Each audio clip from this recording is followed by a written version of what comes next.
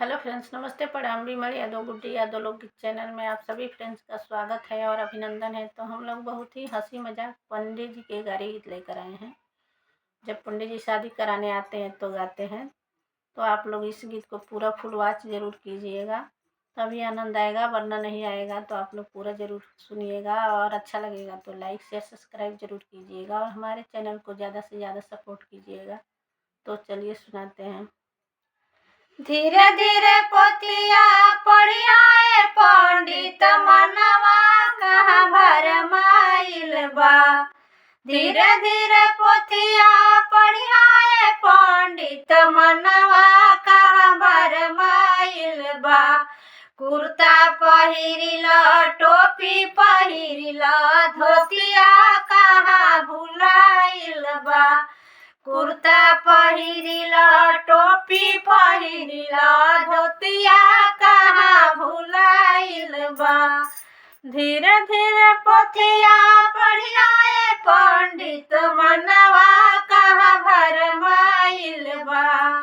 धीरे धीरे पोथिया पढ़ियाए पंडित मनवा कहाँ भरमाइल बा। कजरा लगैला बिंदिया लगवला लोलिया कहाँ भुलाइल बा।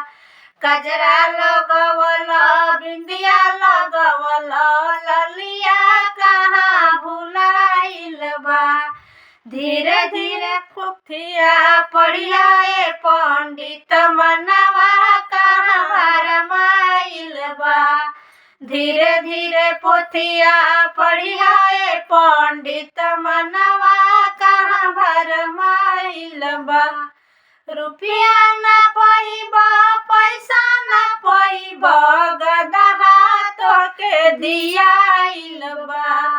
रुपया ना पैबा पैसा ना पैबा गदहा तोके दियाइल बा। धीरे धीरे पोथिया पढ़ियाए पंडित मनवा कहाँ भरमाइल बा। धीरे धीरे पोथिया पढ़ियाए पंडित मनवा कहाँ भरमाइल बा। चलो पहिनला अंगूठी पहिनला चश्मा कहाँ भुलाइल बा। चलो पहिनला अंगूठी पहिनला चश्मा कहाँ भुलाइल बा। धीरे धीरे पोथिया पढ़ियाए पंडित मनवा कहाँ भुलाइल बा। धीरे धीरे पोथिया पढ़ियाए पंडित मनवा कहाँ भरमाइल बा। जूता पहिनला चप्पल पहिनला मोजवा कहाँ भुलाइल बा। जूता पहिनला चप्पल पहिनला मोजवा कहाँ भुलाइल बा। धीरे धीरे पोथिया पढ़ियाए पंडित मनवा कहाँ भरमाइल बा। धीरे धीरे पोथिया पढ़ियाए पंडित मनवा कहाँ भरमाइल बा।